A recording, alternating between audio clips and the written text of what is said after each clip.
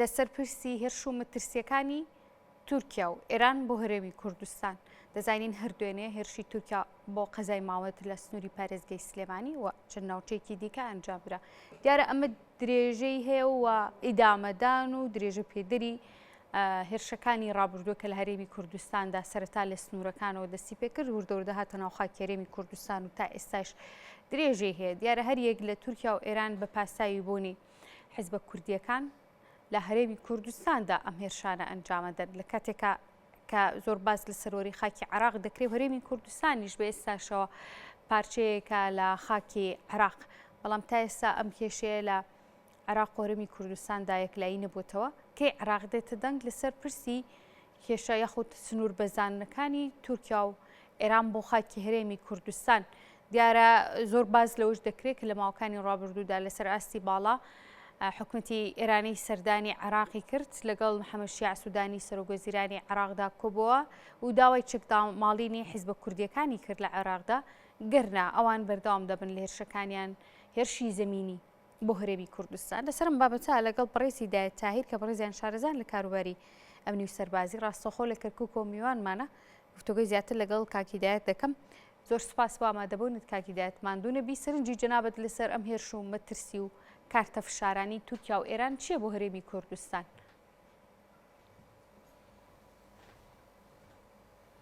زۆر سپاس، سڵاو لە بەڕێست و سەرجەمبینەرانی خۆشەویست. دیارە لەم دوایە هێرشەکانی وڵاتانی دراوسێ بە تایبەتی تورکیا و ئێران زۆر زیادی کردووە و بۆ تەمایی نیگەرانی و بۆ تەمایی دڵڕاوکەی سەرجەم ئەو گوندنیشتانەی کە لەسەر سنوورن و هەروەها ناو شار و شارۆچکەکانیش بە هەمان شێوە کە ئەوانش بەدەر نییە لە ئەو بردومانی دەکرێت چی لە سنووری هەولێر و چی لە سنووری سلێمانی. ئەمە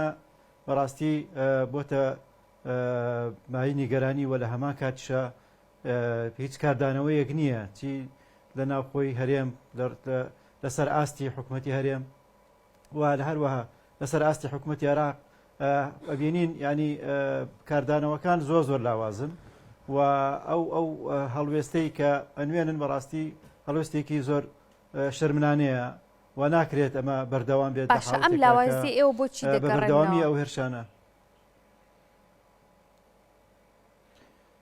ئەم داوازیە بەڕاستی ئەگەڕێتەوە بۆ ئەوەی کە بڵێن لەسەر ئاستی حکوومەتی هەرێم ئەگەڕێتەوە بۆ ئەو پەیوەندیانی کە هەیە لەگەڵ ئەو وڵاتانی دراوسێ لە ڕووی بازرگانیەوە و لە ڕووی مەجالاتی ترەوە. بۆیە وای کردووە کە حکوومەتی هەرێم زۆر ینی شەرمنانە تەعامل کا لەگەڵ ئەم مەلەفە و دەبێت هیچ نەبێت ینی نە بە بەیاننامەیەک و نە بە نیگەرانیەک ئەمە چارەسەرەکرێت و دەبێت ئەمە ببرێتە ینی فشار بکاتە سەر بەغا و هەروەها ببرێتە مەحافلی دووەلی بۆ ئەوەی کە ئەم هێرشانە بوەستێنرێت. لەبەرەوەی ئەمە بەڕاستی بەزاندنی سیادی هەرێمە و لە هەمان کات بەزاندنی سیادی عێراقا. بۆیە دێنین لە هەمان کاتیشە کە ئێستا حکوومەتی عێراق کە بە حکوومەتێکی زۆر بەهێز ناوبرێت ئەوەی کە ئێستا پێکهێنراوە دەبێت ینی زیاتر فشار کاتە سەر وڵاتانە بۆ ئەوەی ئەو بردمانە بوەستێنن و هەروەها ئەو فشارە ئەمنی و سەربازانی کە هەیە کێشەکە لە نێو حکومەتی هەرێمی کوردستان بە تەنها مابێتەوە بۆ چارەسەرکردن و هەڵوێستە وەرگرتن لەسەری یاخود ئێستا پێویستی بە هەڵوێستێکی جددیتر و تونتر هەیە لەلایەن حکومەتی عێراقیشەوە، چونکە دوجار هەرێمی کوردستانیش بەشێکە لە سەرۆری خاکی عێراق و بەشێکە لە عێراقی فێدراڵ. بەڵێ گومانیتیان نییە حکوومەتی هەرێم بەشێکە لە حکوومەتی عێراق و وەک باسم کردیانی دەبێت حکوومەتی هەرێم فشار کاتە سەر بەغا وەک بەغا خۆی هیچ کاردانەوەیکی وای نییە یانی هەڵوێستێکی جددی نییە لەسەر و بابەتە دەبێت حکوومەتی هەرێم فشار کاتە سەر حکوومەتی بەغا و خۆشمان بەشدارین لە ینی کورد بەشدارە لە حکوومەتی عێراق. بۆیە دەبێت زیاتر ینی گرنگی بۆ بابەتە بدرێت و ڕێگری بکرێت و لە هەمان کاتشە ینی دەبینین ینی چی وەکو حکوومەتی ئێران و حکوومەتی تورکیا کە حکوومەتی تورکیا زیاتر لە 100 کیلۆمتر داخلی هەرێم ینی خاکی هەرێمی کوردستان بووە. ئەمە ینی وای کردووە کە بەڕاستی هەڵوەستەیەکی جددی هەبێت لەسەر ئەو بابەتە. باشە کاک هیدایەت پێتان وایە کە جۆرێک لە هەماهەنگی و ڕێگەپێدانی هەبێت لەلایەن حکوومەتی ناوەندی عێراقەوە بۆ ئەم هێرشانی کە دەکرێتە سەر هەرێمی کوردستان، ینی جۆرێک لە تەفاهم و تەنسیقی حکوومەتی عێراق و هەروە تورکیا و ئێران بەدی دەکرێت لە نێوەندەکە. من لەو بڕواایە نیم کە هەمانگەیەکە بێ بەو شێوەیە، ئەگەر کاتی خۆی لە کاتی ڕژێمی بەعسە ڕێگە درابێت بە حکوومەتی تورکیا کە چەند کیلۆمەترێک بێتە خاکی عێراقەوە بۆ ئەوەی کە ئەمنێتی خاکی خۆی پارێزێ، بەڵام زۆر لەوە تێپەڕی و ئەوەی کە ئێستا هەیە ئەم لاوازی کە حکوومەتی عێراق خۆی بەڕاستی ینی دەیناڵان بە کێشەکانی خۆیەوە، ئەنی کێشەی زۆر بوو، چی لەسەر ئاستی ناوخۆوە، چی لەسەر ئاستی سیاسی دانانە سیاسیەکان. ئەمە وای کرد بەڕاستی گرنگی بەو بابەتە نەدرێبێت شێوەیەک بەس بۆ بوتە ئێستا ینی حکوومەتی ئێستا حکوومەتێکی جیاوازە و دەبێت بەڕێ سوودانی زۆر بە جددی هەڵوێستە بکات لەسەر ئەم بابەتەوە. ئەوەی کە هەیە ئێستا کە باسەکرێت توندو تۆڵکردنی سنوورە و ئەمە ئەومان لەبیر نەچێت کە هێزێکی زۆر باش هەیە لە پاسەوانی سنوور کە هەمووی خەڵکی هەرێمی کوردستان ئەمانە توانای پاراستنی هەرێمی کوردستان و خاکی عێراقیان هەیە کاکیدایەت؟ بە دڵنیاییەوە توانای ئەوە هەیە، بەڵام لێرە پێویستی بە چییە؟ پێویستی بە ئەوەیە کە زیاتر هەمانگی لەگەڵانە بکرێت و زیاتر یارمەتی ئەو هێزە بدرێت لە ڕووی لۆجستیەوە و لە ڕووی چەک و معداتەوە و هەروەها ینی ڕەنگە ئەو ژمارەیە کەم بێت، پێویستە خەڵکی کتری بۆ دامەزرێنێ، چەند لیوایەکی تر دامەزرێ بۆ ئەوەی کە ئەو بۆشایانی کە هەیە پڕ بکرێتەوە. بۆیە ئەو هێزە بە تاکید هێزەکە ڕسمیە و سەر بە حکوومەتی عێراقا، بەڵام لە هەمان کاتشە بیندرێ کە گرنگی پێ نەدراوە، ینی لە ڕووی ئەوەی کە وەکو وتم ینی هاوکاری ئەو هێزە وەکو پێویست ناکرێت. بۆیە دەبێت ینی لە خاڵە گرنگەکان ئەوە بێ کە گرنگ پێ بدرێت. باشە کاکیدایەت بە پێی خوێندنەوەکانی جەنابتان وە هەروەها پێشینەی هێرش و مەترسیەکانی تورکیا و ئێران بۆ خاکی هەرێمی کوردستان، ینی پێشبینی دەکرێت کە ئەو هێرشە زمینەی کە زۆر باسی لەوە دەکرێت لەلایەن تورکیا و ئێرانەوە، یان جۆرێک لە هەمانگیش تەنانەت دەبیندرێت وەکو باسی لەوە دەکەن دیارە کەسانی شارەزار لە بوارەکەیە کە دەڵێن ئەم هێرشە ئەنجامەدرێت. جەنابەت خوێندنەوەت بۆ ئەمە چییە؟ ینی فعلەن تورکیا و ئێران ئەم هێرشە ئەنجام دەدەن لە بەرامبەردا کۆمەڵگەی نێودەوڵەتی ئەمریکا وڵاتانی دیکە کە لە هەمان کاتا لە نێوهەرێمی کوردستان و عێراق بەرژەوەندیان هەیە، ئەمە قبول دەکەن؟ خۆی ئەوەی کە هەیە ئێستا زیاتر ئەو ئەزمموی کە هەرێمی کوردستان تیا دەژیت ئەزمموونێکی توانین بڵین تا حدێک سەرکەوتوو بووە و ئەمە بۆتە مەترسی و نیگەرانی و دلە ڕاوکێ لای ئەو وڵاتانە بە حکمی ئەوەی کە گۆڕانکاری بەسەر بارودۆخی ئەو وڵاتانە هاتووە، ینی یەکێک لە وڵاتانی بڵین وەکو سووریا کە ئێستا بەڕاستی لە ڕۆژئاوا زۆرە حکمێک هەیە کە ینی سربەخۆیە و ئەمە کاردانەوەی خراپی دروست کردووە لەسەر ڕاستی لەسەر تورکیا و هەروەها مەترسی دروست کردووە لەسەر ئەو بارودۆخی کە ئێستا لە ئێرانی شەیە، ئەو خۆپێشاندان و ناڕزایی کە هەیە. ئەمە شەر بۆ تەمای نیگەرانی کە ترسی ئەویان هەیە و ئەزمموی هەرێمی کوردستان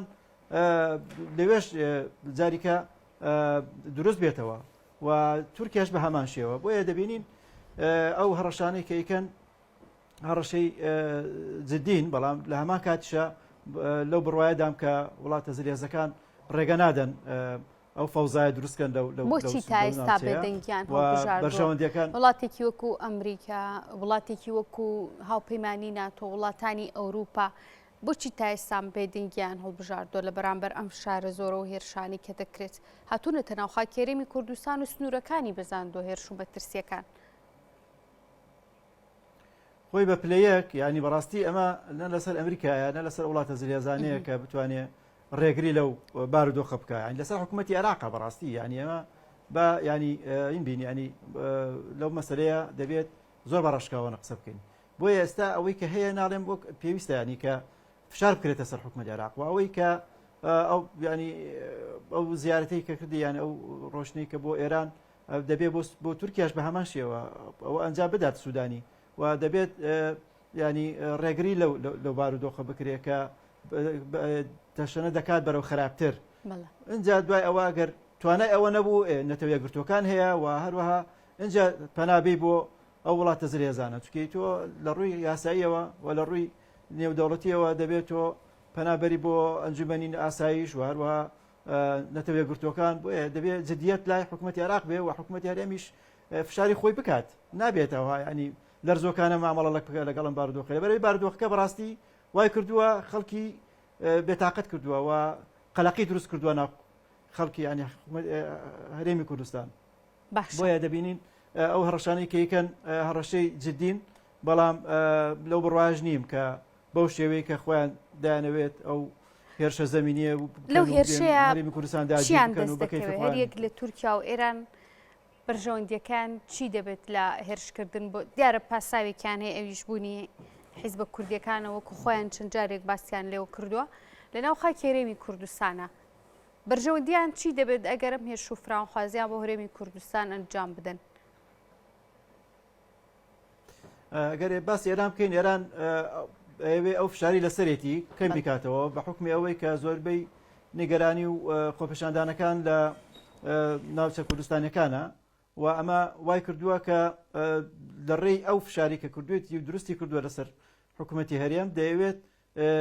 ئەو خۆپێشاندا و ناڕزایانە نەهێڵێ و ئەمە وە گوتم ینی ئەترسێ لە دووبارەبوونەوەی ئەزمونێکی نوێ لە وڵاتە و لە هەمان کاتیشانی تورکیا ئەوی شەر ئەو ترسی هەیە و نیگەرانی هەیە و ئەمە ینی بیانوێکی بێمانایە ینی ئەو هێزانەی ئەگەر هێزەکانی دیموکرات بێ یان پەکەکە بێ وەکو پێویستە ئەستا کارێکی وان نەکردووە کە ئەو دوو وڵاتە بکەنە بارودۆخێکی ئەمنی ناهەموار بۆیە ئەمە بیانووە و مەترسیان هەیە کە لە گۆڕانکاری سیاسی و جۆپۆلۆتیکی ئەناوچەکە بۆیە دەبینین ئەو فشارە ناکەن بۆ ئەوەی کە ڕێگری بکەن لە هەر گۆڕانکاریەک ئەگەر بەرەو ڕووی ئەو دوو وڵاتە بێتەوە باش کاک هیدایەت سەبارەت بە چالاکی ئەو حیزبە کوردیانی کە باس دەکرێت و ئێران بە مەترسێکی دادەنێت و بە جۆرێک لە چالاکی و دەزۆرداندا کاروبار و خۆپیشاندانەکانی وڵاتی ئێران ینی پێتان وایە کە ئەو چالاکیانە لە نێو هەرێمی کوردستانە ئەنجام بدرێت و ڕاستەوخۆ کاریگەری و ئاراستەکردنێک جۆرێک لە شقامی ئێرانیا هەبێت لەلایەن هەرێمی کوردستان و حیزبانی لە هەرێمی کوردستاندا یان تەنها ئەمە پاساوە وەگوتم ئەمە پاساوە و بیانووە بەڕاستی ئەمە ئەگرن لەو حزبانە و نەمابینیوە بە شێوەیەکی ڕاستەوخۆ یان بە شێوەیەکی لە ڕاگەاندنەکانە یان بەیاننامەیەک دەرکەنە و حزبانە بڵێ ئێمە مەسەلەن دەستمان هەیە لەو بارودۆخی کە ئێستا دروست بووە بۆیە ئەمان بە بیانوێ زانم من بە پاساوێ زانم و ئەکرێت ینی ئەو بارودۆخە بە شێوەیەکی تر